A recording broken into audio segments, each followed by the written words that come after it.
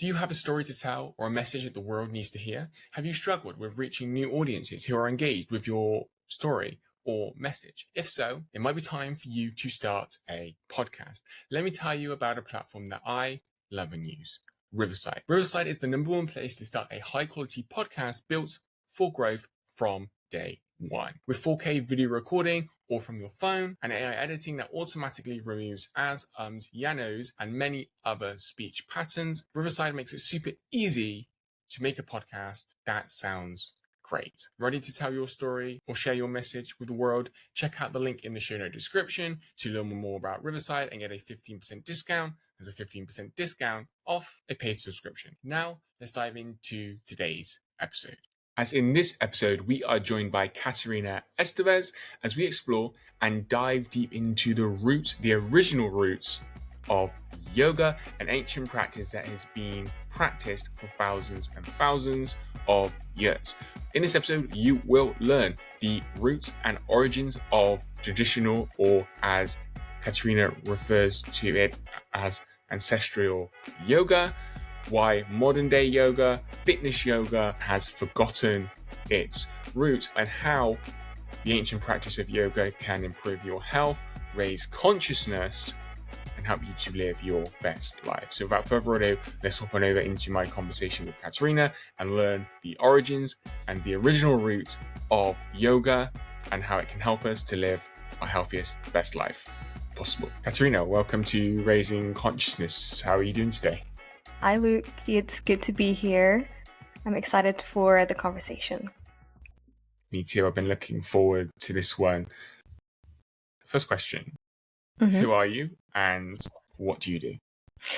Good question. I always have trouble giving a bio because I do many things. And truth is, as I've been, I guess, learning more about myself, the more I want to embrace all of the things that I do and I want to do. But ultimately, I'm a lifelong student of yoga, of wellness, of spirituality. So everything that I do and everything that I'm interested in very much revolves around these sort of three aspects. I'm very interested in trauma and how we can really get to the root of some of the things that we struggle with, and to offer people some guidance, some light. I'm a certified yoga teacher. I've been practicing yoga for 10 years. I've been teaching for about 7 now. And I'm especially interested in traditional or classical yoga, however you want to label it. I prefer to label it as ancestral yoga because I think there's a lot of ancestral wisdom that we tap into when we're sort of going beyond just the yoga poses, which we'll get into later. So yeah, this is me. I'm originally from Portugal, from Lisbon, but I moved to the UK a while ago, and I teach mostly online, hoping to help as many people as possible discover this style of yoga, but really tap into their own healing and transformational potential, which obviously yoga, I believe, is a catalyst for. And why do you do what you do? Like, what's the journey that's led you here? Why, have you always been interested in yoga and wellness? Kind of give us a little bit of a backstory into why you do what you do. It's a bit of a funny story because I usually say that I didn't find yoga. Yoga found me because I literally had zero interest in yoga. It wasn't even a thing for me up until one day, out of the blue, I decided to type on Google yoga centers near me. It was just like an idea that dropped into my head. What if you just practice yoga? Just look for yoga studios nearby. I'm like, okay. I don't even know to this day why I did it. I don't think I have a full consciousness of like why I did what I did, but I was like, yeah, whatever. I want to move my body anyway. I want to feel a bit fitter and, bring my body back into shape, whatever. So why not yoga? Sounds good. I knew at the time that yoga wasn't very intense because I hated running. I always hated running. So I wanted something that was a bit kind of on the softer side.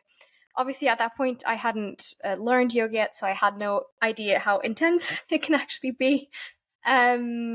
So I looked for a few centers near me, and I ended up going straight to the perfect place for me. It was a studio with these two brilliant teachers that have really opened my eyes to this beautiful practice that really helps you transform your life.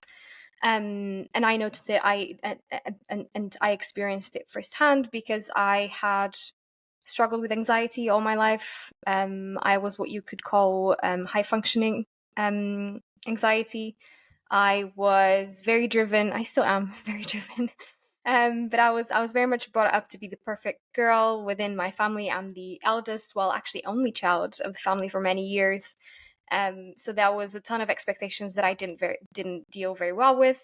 And so yoga for me ended up being an outlet for me to really be able to calm down and to really tap into this space within me that wasn't stressed and anxious. Because I think at that point in time, I couldn't even recognize I was anxious because it just was my life. It was my everyday. It was my day to day.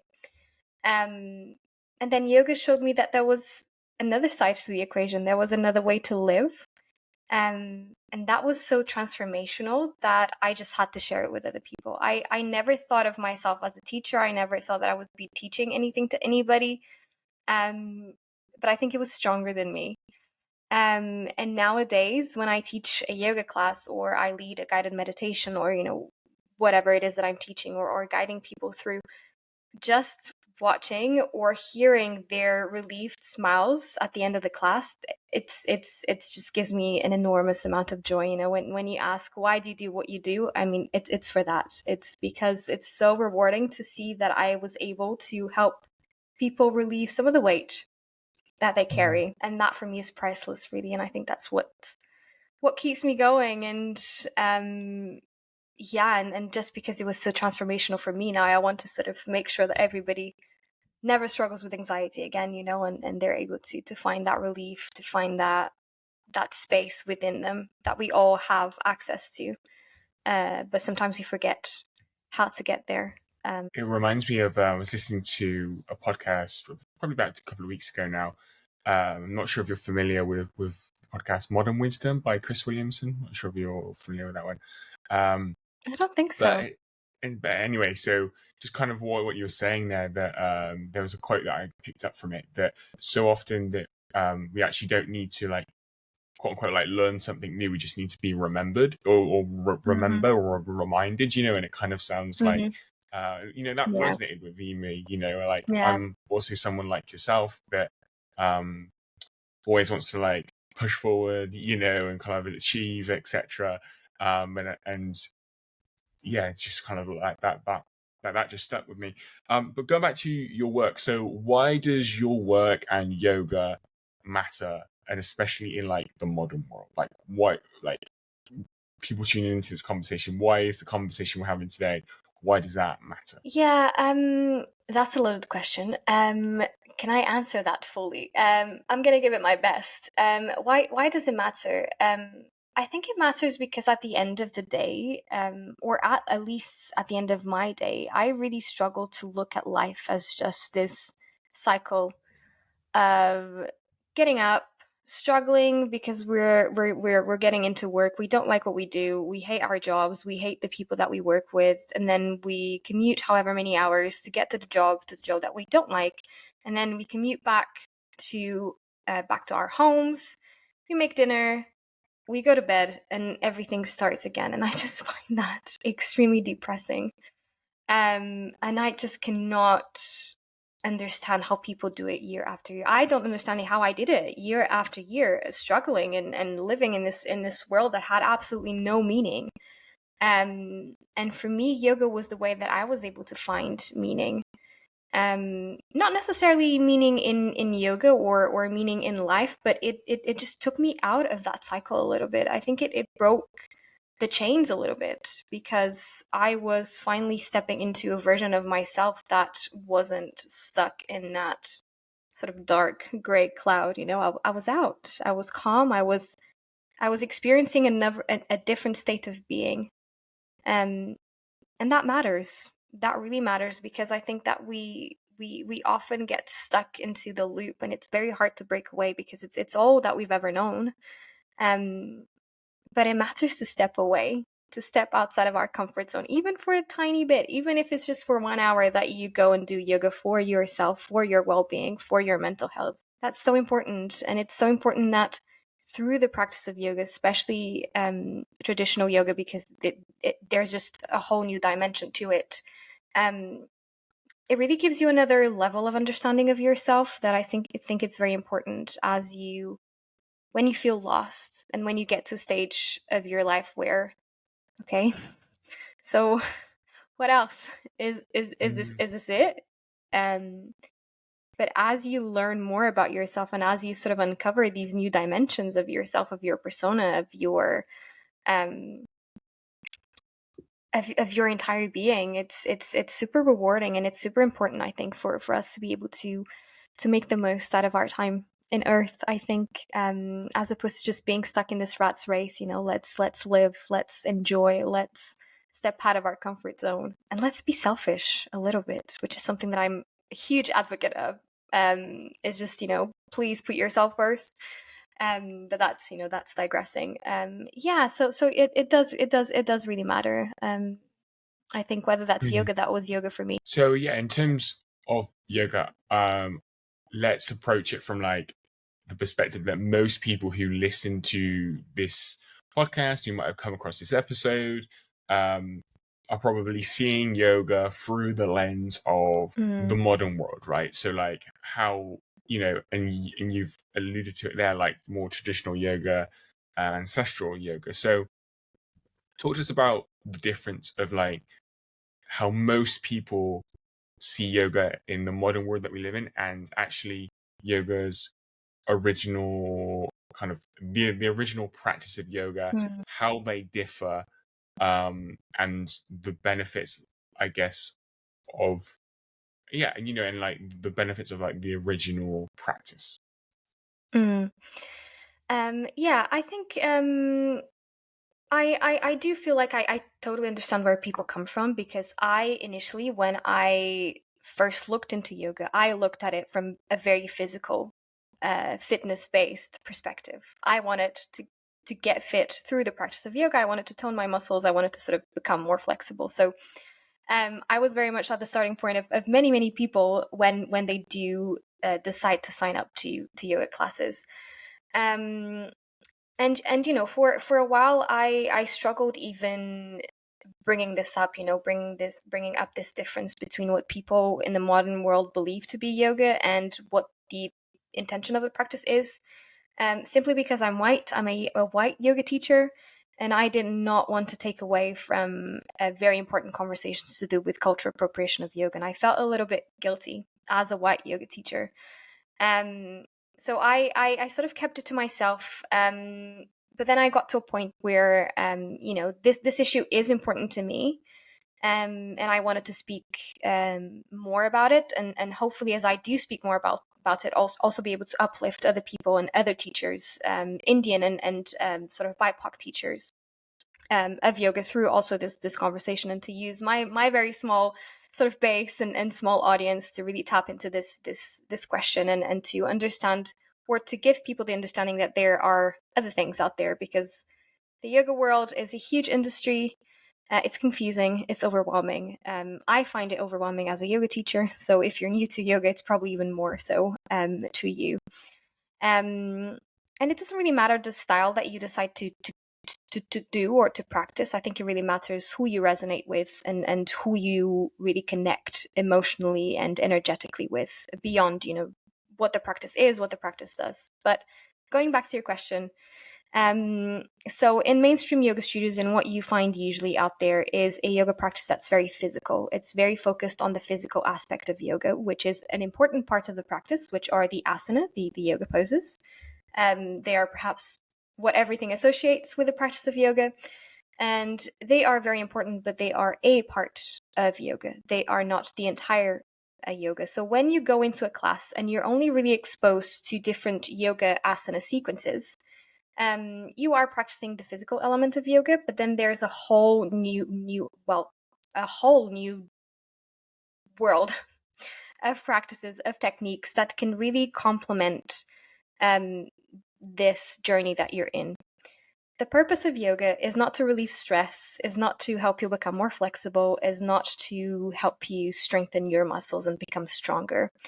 The purpose of yoga is to ease suffering by guiding you on your journey towards self-realization.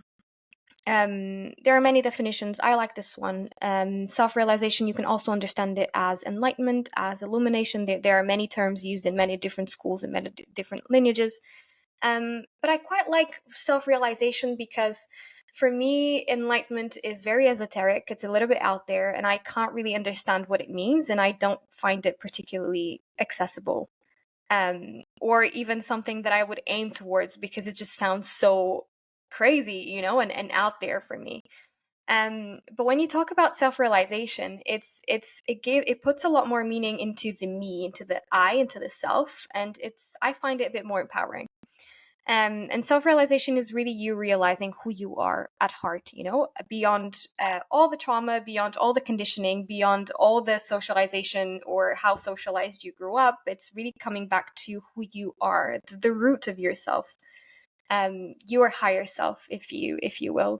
And so yoga does this with a number of techniques and a number of disciplines, and there is a lot to it. So there are many elements to yoga. There are many schools. There are many types. There are 4 different paths of yoga, and depending which path you choose, you're also led and guided with different styles and techniques. So it really depends on how complicated you want to get during this conversation. But just to simplify, when you're talking about traditional yoga, you would expect to go a little bit beyond the yoga poses. You'd expect to be exposed to breathing exercises, which are pranayama.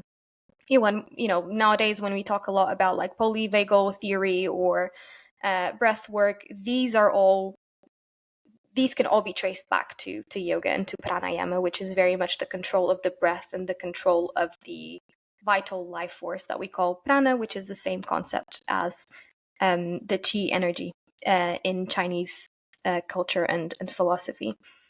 So you'd expect to find breathing exercises, you'd expect to find meditation, silent meditation based on mantra, which is using sound, vibration. You'd expect to find to be given context for why you're doing what we're doing, and what the intention is. And it's really not just a sequence that you follow because you're just stretching your body or you're focusing on building your core muscles, but it's really a practice that helps you discover yourself. In traditional yoga, in some schools, or at least the one that I'm part of, you hold still in poses. And this is important because it's actually in stillness that you start to understand yourself. You start to have the space to really tap into your body, to tap into your breath, to tap into your mind. And yoga really happens when your mind is engaged with the body. Actually, yoga means to unify, or yoga means union. And I don't want to simplify it too much by saying that it's the union of the body and the mind, because it's actually a lot more than that. It's a lot deeper than that. It's a lot more special than that. But what I want to sort of explain here is that yoga starts becoming yoga the moment your mind is engaged with the body and is engaged with the exercise that you're doing. You're not stretching just because you're stretching. You're having that moment for yourself to really explore your body beyond the physicality of it, beyond the muscles, because it's the breath, is the stillness, is the mind that it's focused, and therefore you're taking your energy, your attention to that part of the body. So it's really this beautiful sort of orchestra of many instruments playing at the same time, and that is when you start really tapping into the real power of yoga.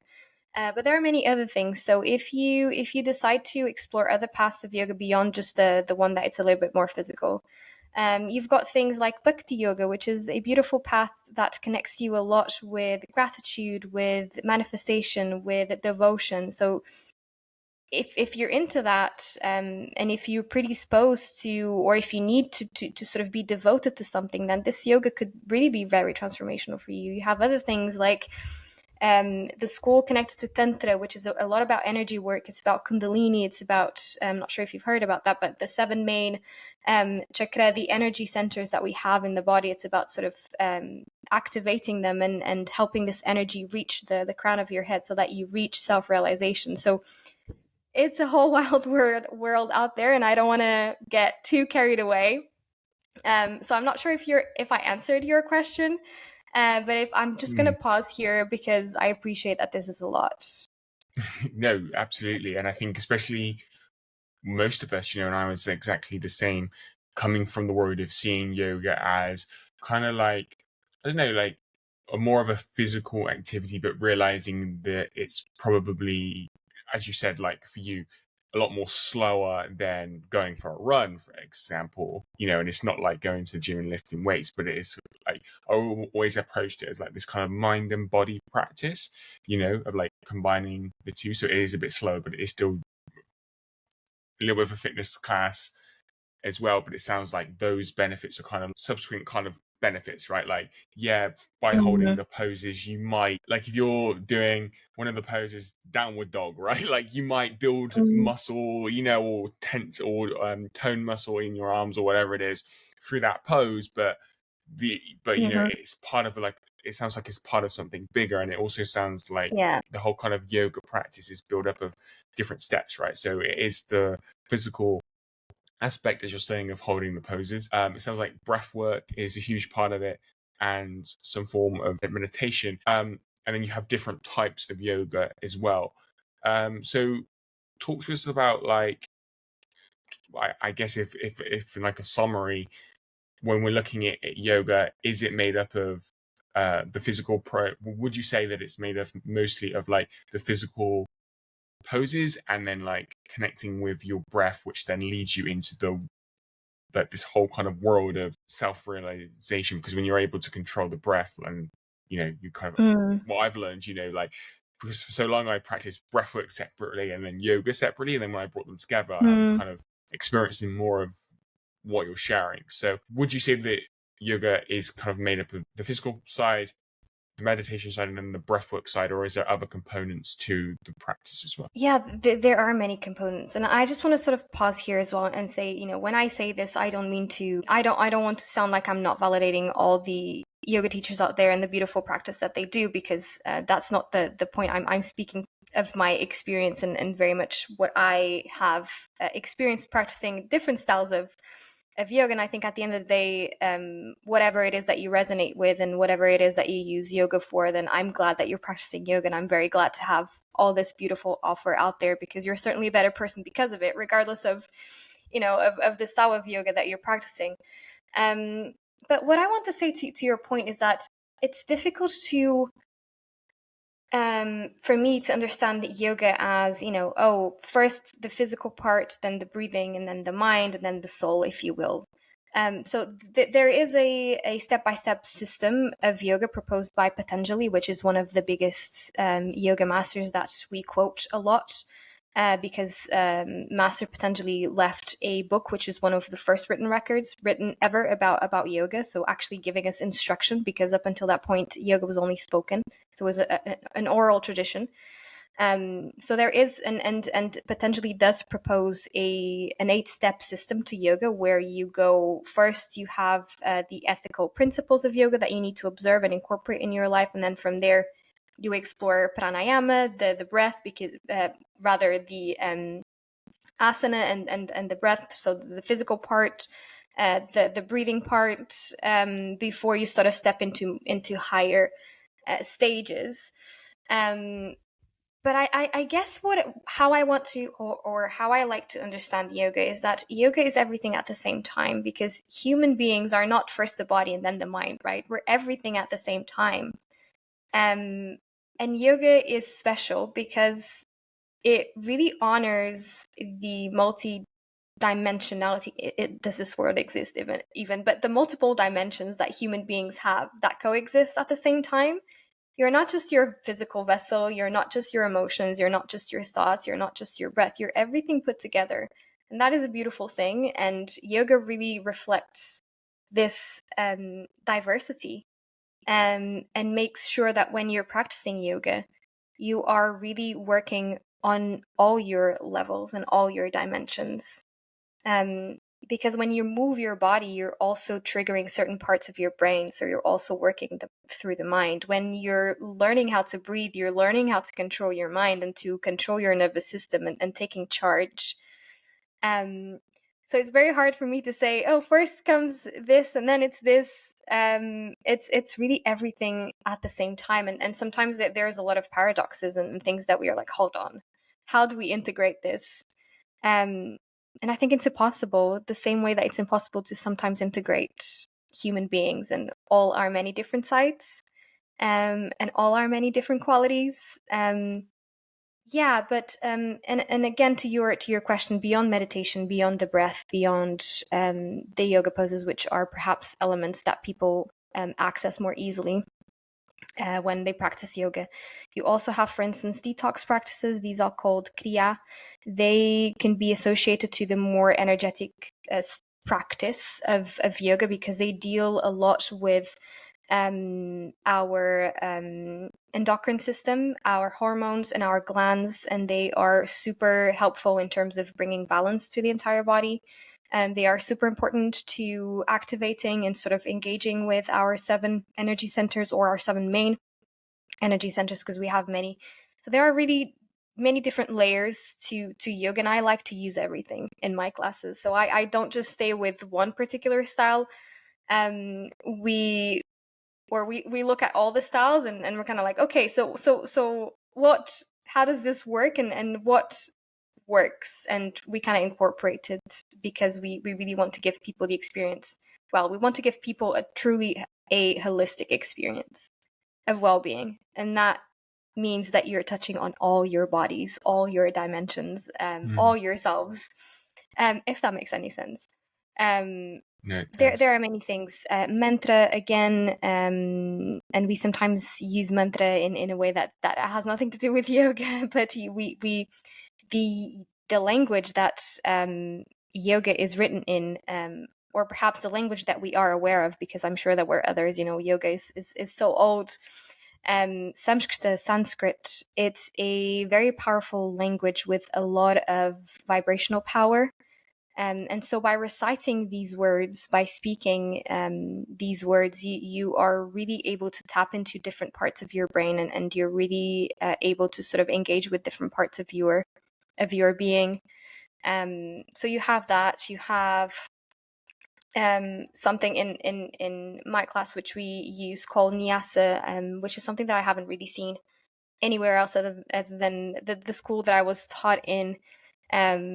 And it's using the power of touch to heal. So I find it a bit similar to Reiki in a way, but really harnessing that energy that we have and the sensitivity that we have on our fingers, which are so connected to the nerves in our brains, in our brain. And we can bring healing with with the warmth and with touch and with warmth that we generate. So there are just so many elements, and that is what makes it special. And there's no step-by-step process other than just using them together. If you want to talk about a process, or if you want to talk about at least my process, we start with a gratitude practice because this helps us shift our mood and put us immediately in a much more positive mindset. We then do a little bit of a detox practice, going back to these kriya and these exercises to sort of activate our energy centers. We then can do a breathing exercise to calm the mind, regulate the nervous system. Go and work on the body, the physical practice, do the asana.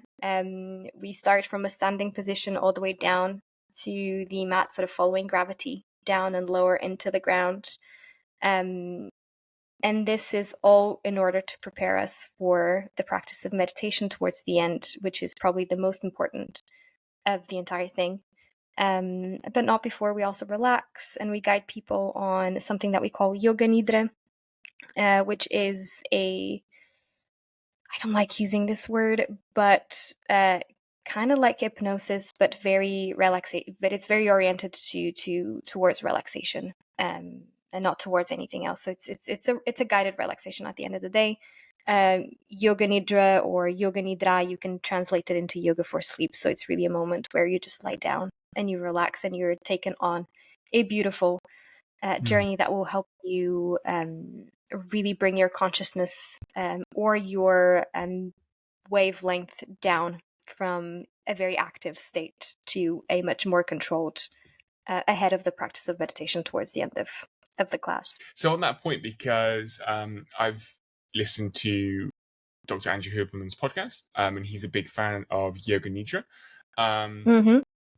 One question that I've had is, what's the difference between Yoga Nidra and meditation? Because it sounds similar. Is there a difference? Yeah. Can you identify the difference? What is the difference? Yeah, I love this question. So, the way in mainstream media that we refer to meditation and to guided meditation, for me personally, it's a wrong definition of meditation. What we understand as a guided meditation is a guided relaxation, is yoga nidra for me. Because meditation, for me, because again, I kind of grew up with yoga. For me, meditation is the yogic style of meditation. It's silent meditation, where you're not being guided. You are given a meditation technique to begin with, and then you stay in silence, focusing on that meditation technique. Meditation So can you is... give an example when you say, sorry to interrupt, so when you say meditation technique, would that be like going into the meditation practice with an intention to focus on your breath, and so during the time you're meditating, you're focusing on that? Yeah. Cool. Yeah, for example, can be your breath, can be so in my yoga classes and yoga general, you have something called yantra. Yantra are geometrical shapes, symbols that we can use, and they have a particular they're designed in a way that they kind of draw in your concentration, so they help you concentrate because they usually have a very clear center. And so you can sort of draw, you can focus with your eyes open first, and then you sort of visualize that yantra with your eyes closed. So yeah, there are many different possibilities. The breath is definitely a very popular form of that, where you just focus on your breath. But it's important here that we distinguish that the point of meditation is to create sort of this detachment. So you're not actually controlling your breathing. You are watching it. You are becoming a witness to your breath, which obviously will then help you become a witness to your emotions, to your thoughts, which in turn help you deal with your states of emotions and help you control your thoughts and by consequence rewrite or rewire your brain, because you do have that control, you have that detachment that you need, which is the purpose of meditation. But I'll explain that again. But yeah, so there are many different techniques. Another option is also going back to these mantra, these Sanskrit words that you can sort of repeat and focus on that. So depending on what you are sensitive to, some people are more sensitive to like audio and sound. Other people, they are more sensitive to their breath. Some people are a little bit more visual.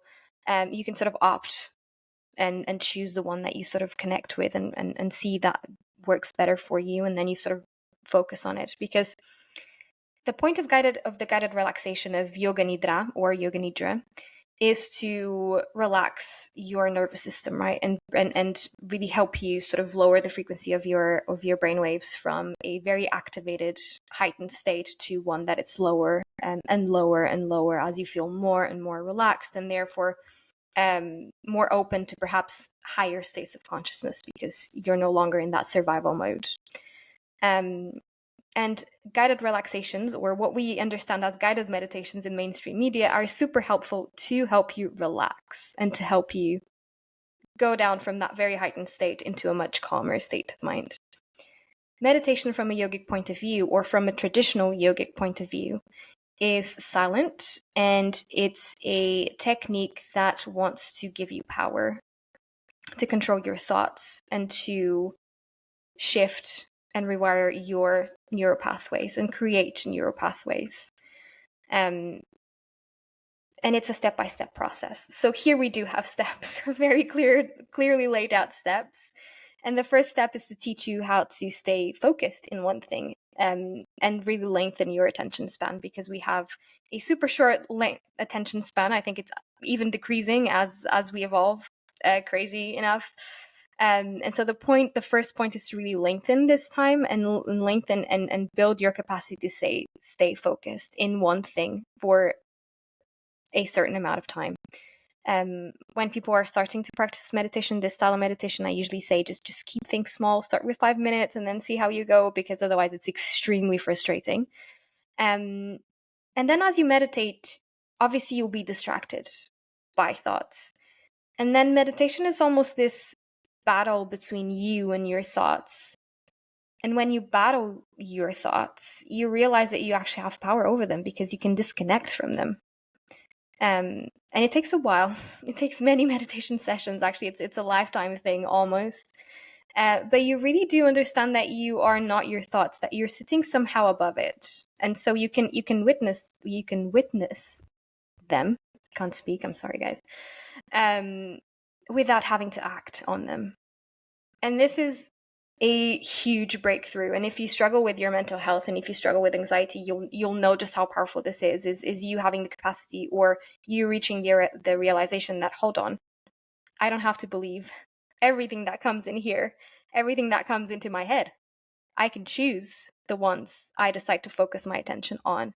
And meditation creates this difference for you, differentiates this for you, and creates neural pathways enough and powerful enough to, number one, decalcify your third eye center. So right here, which usually you use it a little bit more because it's connected to the apophysis and the hypothalamus, but more importantly, it helps you decalcify and establish more neural pathways that will eventually activate your pineal gland, which we know, especially if you're into spirituality, that this is known as the door to the soul. And it's really a point in the brain that we don't know much about. So depending on how spiritual you want to get, you are really then technically supposed, according to yoga philosophy, to then reach these higher states of consciousness and to reach this self-realization, this enlightenment that, so many of the yoga masters and ascended masters talk about. I'm not sure if I helped clarify this. So it sounds like what most people see as meditation. So, for example, if they have the Calm app, let's compare how I started. That is yoga-nidra. That is yoga-nidra for me. Yes. Okay. So it sounds like that is yoga-nidra, puts us into a deep state of relaxation. And then if we want to practice, again, quote unquote, original meditation, let's call it, it's about, however you want to. It's about actually silence. This is actually one of the most important keys, but it sounds like yoga nidra is the bridge between the state that we're kind of in beforehand to relax us to go into meditation. Would that be how you would summarize? Absolutely, because it's very hard for you to go from a completely and totally heightened state of survival mode, right? You're completely stressed, you're ready to go, you're in your fight and flight. It's very possible for you, if you're in that frame of mind, to sit down, close your eyes, and then think of nothing. Sure. It's impossible. You just won't do it. So you could say that it's this sort of bridge between the two worlds of sorts. Because once you're in a much more calm state, then you'll notice that obviously you're still experiencing thoughts. So one thing I don't agree is when people say that meditation is the absence of thought. I mean, come on, it's impossible. We have thousands a day. It's about the separation of you as a person, as an individual, as consciousness, to separate yourself from your thoughts, but you're still having them. You're just not focusing on them. But it's definitely the bridge between the two worlds. Yes, and that was also why I was saying that meditation is the most important part of the class, and really everything that we do in one class is to prepare you for that moment, so that you're able to sit down, be still, be quiet, and gain this new understanding of yourself. Because you really do, when you meditate, when you actually sit down in silence, you unlock a whole different understanding of yourself as a being. We've been focusing a lot on yoga, but I guess understanding it more, even I'm as we're having the conversation, seeing it's more of this holistic kind of practice, right? Where maybe, we're doing the poses, we're then focusing on our breath, we're then going into yoga-nidra, we're then going into meditation. How does this practice, the whole practice, improve our health, help us live healthier lives? Like, what's this effect on our health? Again, it's really a holistic thing that will benefit you on every single level. Obviously, the poses are very good for your body in general. It's always helpful that we get to move our bodies in general in our day to day. So being able to stay flexible for longer as we grow old is super important. And yoga really ensures that you stay a lot more mobile throughout sort of your as you grow older, and as certain conditions and certain difficulties and issues arise with age. So it helps delay that. What's interesting is that detox practices, the Kriya element, they allow you to balance your hormones, which is something that we don't tap a lot into. And these Kriya, these detox practices are also super powerful to ensure that your gut health is balanced, which has been actually, kind of a trendy topic as of late, right? Sort of gut bacteria, good bacteria, gut health in general. Yoga is kind of like the OG, I guess, system for it. So it does support your entire endocrine system, which is super powerful for women as well in terms of their reproductive health, their cycles.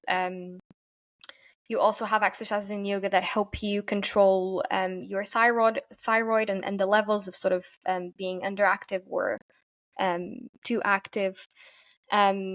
The breath, obviously, the importance that it has on our circulation system, on everything, our blood flow, blood pressure.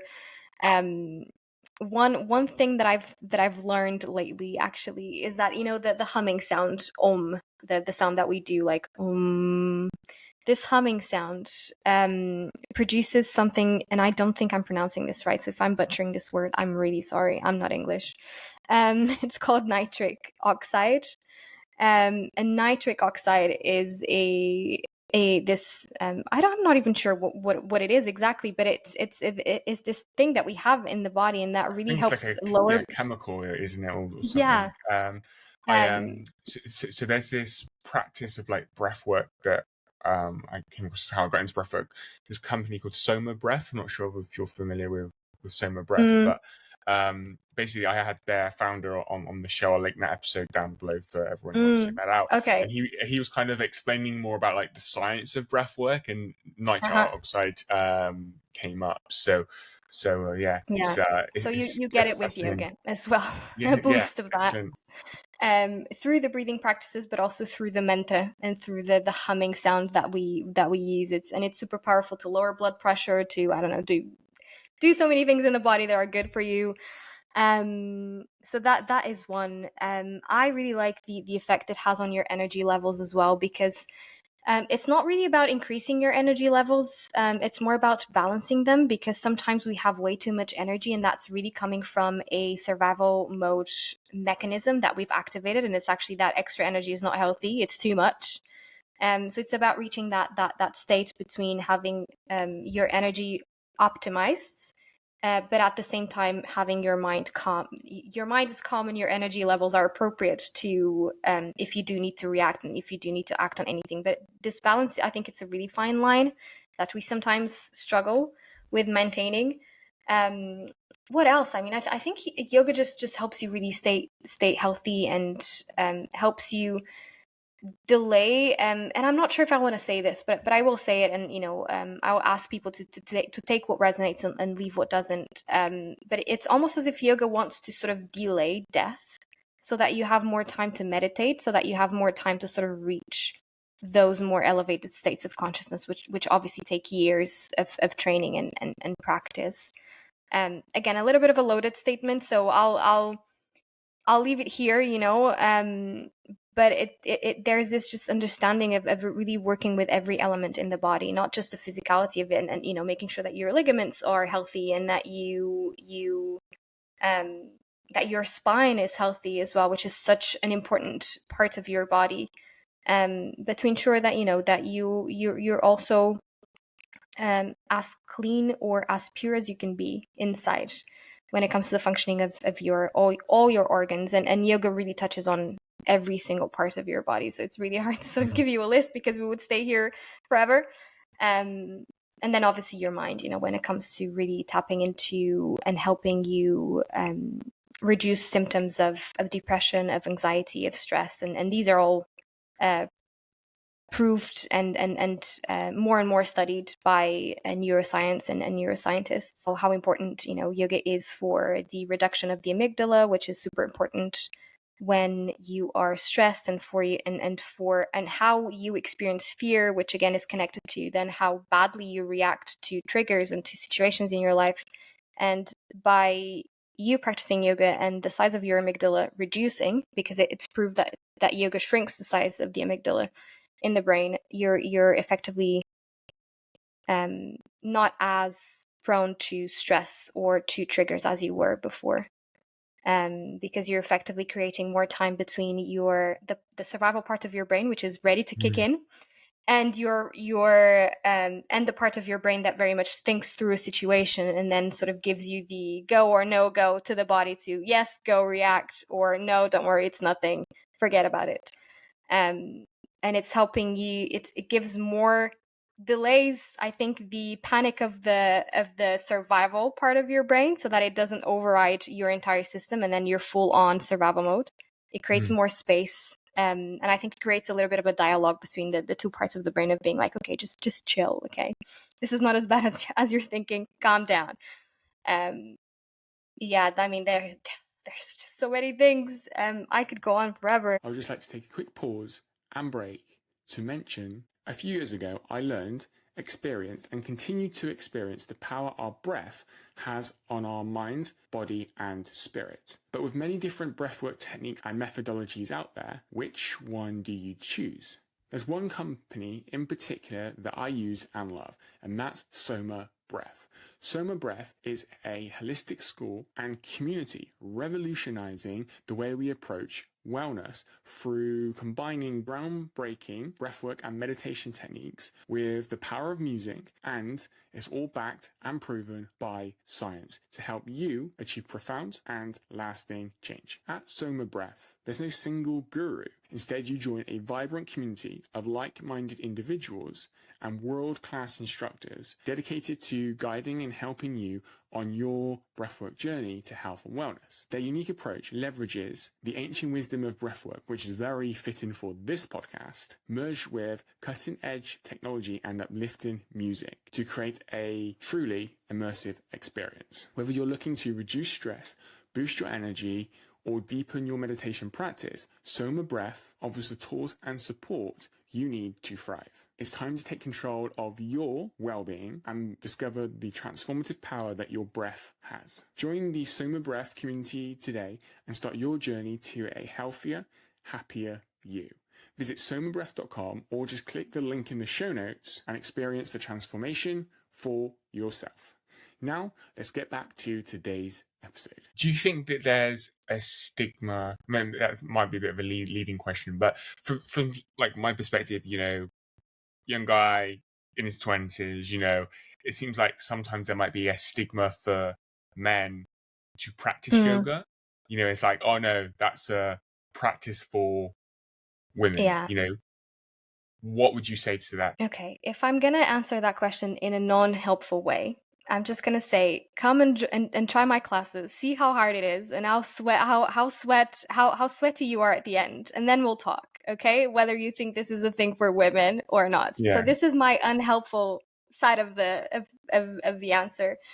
In terms of an actual answer that it's gonna help people. I've had quite a few men as students actually.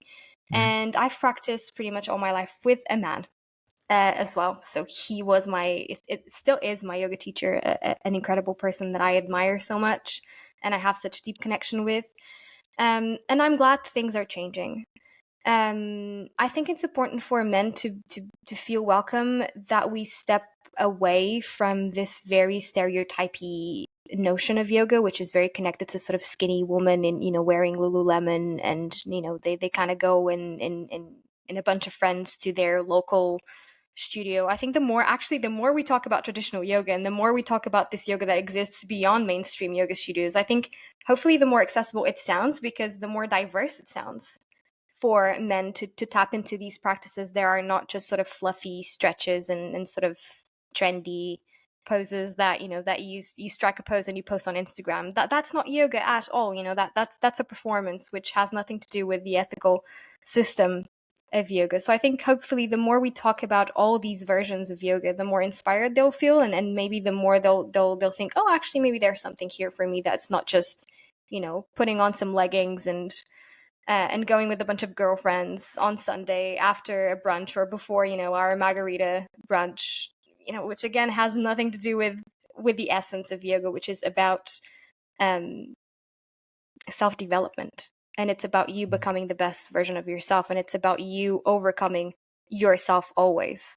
So if you want to, and I'm not sure if this is a stereotype, and I'm sorry if it is, men, I don't mean it.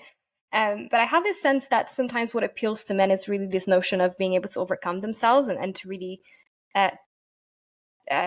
perhaps gain control over something, over yourself, perhaps. Yoga really helps you do that, because yoga never ends. The moment that you learn a pose, I have something harder for you to try. And I think that's I think that's a challenge that perhaps men will enjoy. You know, it's not just this fluffy sort of stretch and these easy underdog positions. No, I know things that are hard. Trust me, for you. And I've been doing this for 10 years, which in the grand scheme of things is not a long time. But I haven't stopped learning. There are still many things that I can't do. And the moment I feel like, oh yeah, you know, I can do this, I'm feeling good about myself, my teacher comes with a completely crazy pose and I'm like, oh, for goodness sake, here we go again. Which keeps me interested, you know. So perhaps that will appeal to the male population a bit more. Yeah. It sounds like it always keeps you in like the beginner's mind, you know, which you know I've kind of learned over my time within more like conscious personal growth, as I like to call it. So important. And yeah, I resonate with what you were saying there in terms of like, by going back to the origins of yoga to attract more men, you know, and I feel like actually I'm more interested in that myself, you know. And I kind of asked that question, but being, you know, a young guy like in my 20s, you know, it's just that picture that sometimes we have in our heads of like what we think something is, you know. And I wasn't sure, because you know, you're actually, you know, this is your work. If you get that sense from like, if it's men that come into your class, or when you're talking to guys kind of in general, that the perception is like it's for women. I guess it's like the old perception, which has kind of changed over the last 5-10 years as well. It's like the gym is mostly for gym bros, right? And you know, it's not necessarily a place for women. You know, I think in society we have like these perceptions and stuff, and I think actually part of the raising consciousness pieces is actually like breaking them in some way, you know, and actually realizing that that's all they are. You know, it's like just society's labels, or 100%. Yeah. And I think it's interesting because I've always focused on yoga as an entire thing, and maybe because I haven't gone down this very sort of female oriented route within yoga, I never had sort of men coming to me being like, oh, you know, is this really for me? No, they just signed up and joined my classes. You know, there was never sort of any barrier there. And I think it's because we're talking about yoga as a self-development system and not as something to help you look pretty or to help you look nice, and to help you sort of get this beach body, which whatever that means, you know. I think perhaps because we're talking about as a methodology, and as a school of thought, I think that perhaps helps break the barrier a little bit, and maybe helps people of all genders, and especially men, resonate a little bit more with this style of yoga, which can be quite intense, can be quite powerful, quite difficult, as opposed to being very sort of female oriented, very soft. And again, there's nothing wrong with that. You resonate with what you resonate with. But I've never really had a lot of men being like, oh, I'm not sure, is this too female, is this too feminine? I've nenever had that before. They were happy to sign up. And actually, for quite a few years when I was teaching still in person, my class had at some point more men than women, which Wow. I was surprised at the time. I was happy about. I was like, oh, I'm glad that it's diverse enough that you feel comfortable and confident coming in and be a part of it. It's come up a few times throughout our conversation, consciousness. Mm-hmm. How does yoga raise, expand, whatever word we want to use, our consciousness? How does it do that? Okay. Which of the paths do you want to talk about? Because yoga does it in many different ways. So I'll start with the physical one, because that's the one that we've been talking a bit more, the one that people have more access to, because it's through the methodology of breath, asana, meditation. So yoga raises consciousness, or however you want to call it. Let's just call it that way. Goes back to that point where we were talking about giving you access to other states of mind other than survival mode. That is probably the first step, because if you're still very much in your alpha state, ready to act, ready to, the fight or flight mode, it's very difficult for you to really experience anything else beyond that. That is your most animalistic self acting, and it's your survival instinct that you are embodying. And so it's very hard to experience anything beyond it if you don't really have these steps that help you go from a very heightened state of survival into a much calmer state of mind. And once you are in this calmer state of mind, which again you can do with yoga-nidra or yoga-nidra, how you would pronounce it, you are then able to start lowering the frequency of your brain waves until you reach sort of delta beta states, which you then associate with heightened or higher states of consciousness. And these levels are accessed first through yoga nidra, and then through the practice of meditation. Because what you find as you meditate more and more, and the more you sort of move from that purely concentration stage where you're just worried about concentrating and keeping your concentration and your focus for a certain amount of time, as you meditate more and more, you notice that there will be gaps in your consciousness where you're not quite there. It's hard to explain, because this is something that it's very individual and very personal, and it's an experience. It's not something that you can actually describe. But when you tap into those gaps, you really gain this understanding of yourself as consciousness. You're not your thoughts, because in that time you're not thinking of anything, and you're not your body, because you're not doing anything with your body. Your body is still. So who are you? What are you?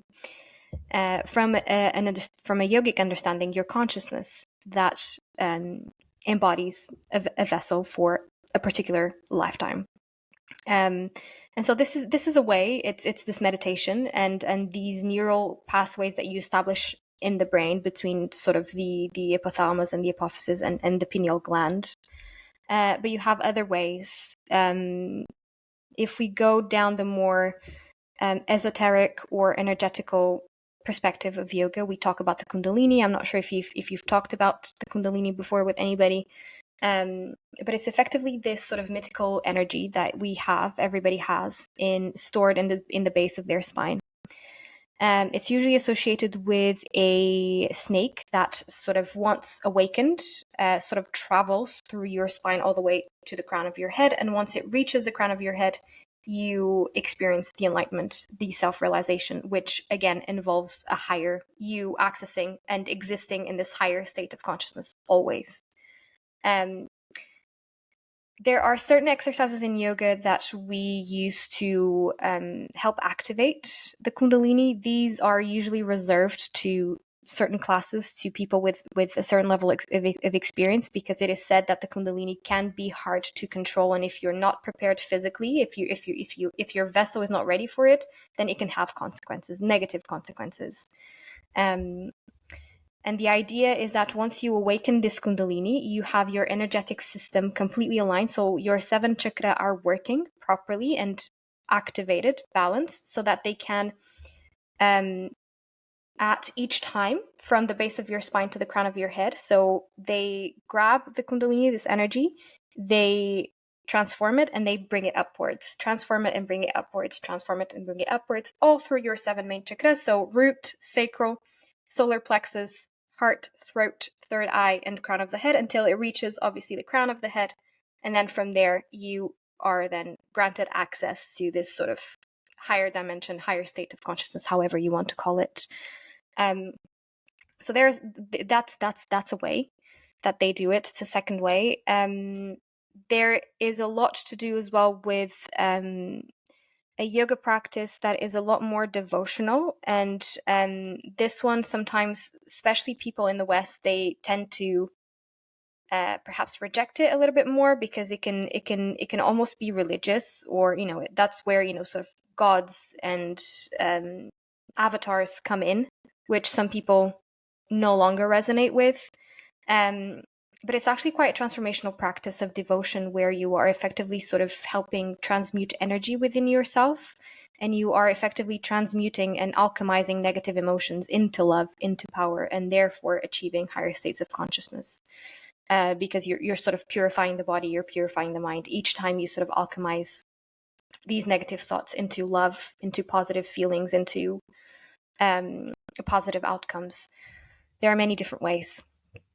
Again, it really depends on what the person resonates with. But I would say if we talk about yoga, the mainstream yoga, it's definitely through the meditation aspect, and not the yoga-nidra, not the guided meditations that you listen to and you relax and you go to sleep with. No, the actual silent meditation that creates that space, that detachment between thoughts and self. So it seems like there's like this symbiotic relationship with yoga and consciousness. Mm-hmm. Yeah. Self-realization, which is the ultimate purpose of yoga, or the purpose of yoga, is about you realizing that you are not your body, you are not your mind, you are consciousness in its purest form. And if you wanna see it this way, that you are part of this one divine consciousness that permeates everything that is around us. Depends on on what a person believes, but yes, yoga is a process to help you recognize yourself as consciousness. I think it's fair to say. Yeah. Catarina, thank you. I'm sure there's so No, much my we pleasure. haven't spoken about today. Mm-hmm. I'm sure there is, especially as we're just getting into kind of the topic of consciousness. But I want to thank you, because I've learned a ton, and leaving the conversation, seeing, like, I approach health just generally, so kind of put yoga to one side, health is like a holistic system, right? Of Mm-hmm. like, one area of my life affects another area, so if my emotion, like, so what I eat affects my emotions, affects if I Mm-hmm. then the next day get up and go for a run or not, right? But it sounds like actually even within the practice of yoga, which I think is probably more of like a spiritual practice now, there's many aspects to it, and it's got this like its own holistic system kind of Mm-hmm. within the practice, right? And kind of understanding that. I'm also learning a lot, like how it's very personal practice as well, Mm-hmm. in that it's for people to embark on their own journey. So in the time that Mm-hmm. we have left, as I said, I'm sure there's lots of things that we didn't Yeah. speak about, but where would you recommend people start with their own, let's call it their own yoga journey? Yeah, and I like that you call it your yoga journey, because as you mentioned, it is personal. And that's why sometimes people ask me, "Oh, but do you teach in a studio, or do you teach in, in a physical space? Are you part of a gym?" And I usually say no. They never really made much sense to me.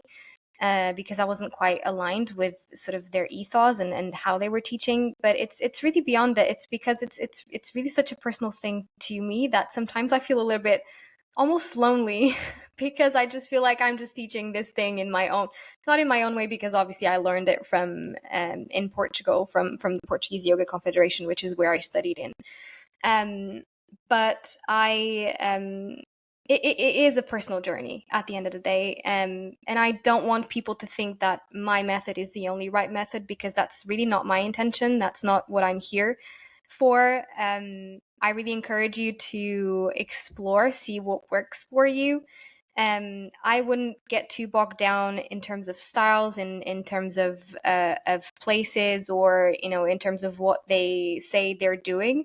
I would try different teachers, and I would go for the ones that I connect with, because I agree with you, Luke. I think this is a spiritual practice, because at the end of the day, it's a method for personal development, and to very much take you on a journey from self-realization towards realization, however you want to sort of call it, and towards these higher states of consciousness. So you really need to connect with someone, and you really need to trust this person, that this person is going to guide you through this journey, because there are so many elements to it.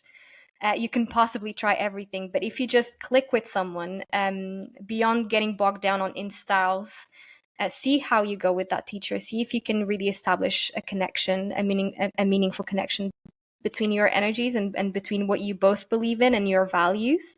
And when you do find that, then you're in good hands, regardless of what style of yoga you're practicing. If you're just doing the physical, if you're not doing the physical, whatever it is.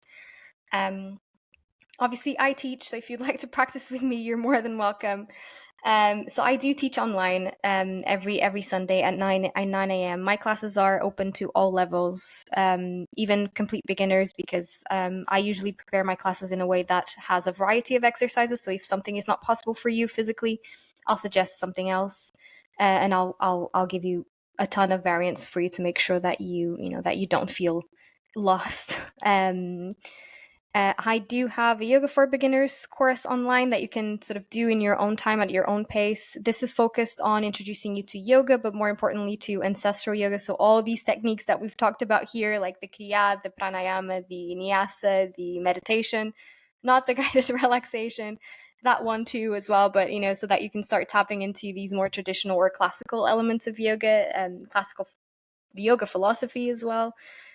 So I do have that available, but again, I think I would, if you're completely new, I would just encourage you to go and explore, and see what your heart is saying, and if you are connecting with that person, and if you're not aligned with the values of that person, I would perhaps go somewhere else and try someone.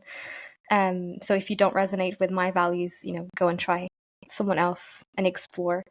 And there are many styles of yoga, so please do not give up. Keep trying, because I'm sure you'll find the one that you resonate with, and the one that fits your unique journey. And where do people go if they want to learn more about your work and sign up for the course? Yeah, so I think the best way is probably right now Instagram. And so if they my handle, I'm not sure if you'll leave it written somewhere, because my name is Portuguese, so create some confusion. I'll link everything in the show notes, website, socials, Thank etc. you. I appreciate that. But is it just because it's a Portuguese name, so sometimes it can create some confusion? But it's catarinaesteves.co. And Catarina Esteves is very much what you can see on the screen. But if you cannot see the screen, then go see the show notes, because they'll be there. And just get in touch. If you're not too sure, and if you can't really find exactly what you're looking for, because I'm going through a little bit of a transformation in terms of how I offer my services and what I offer. The yoga classes I will always offer, because it's my thing.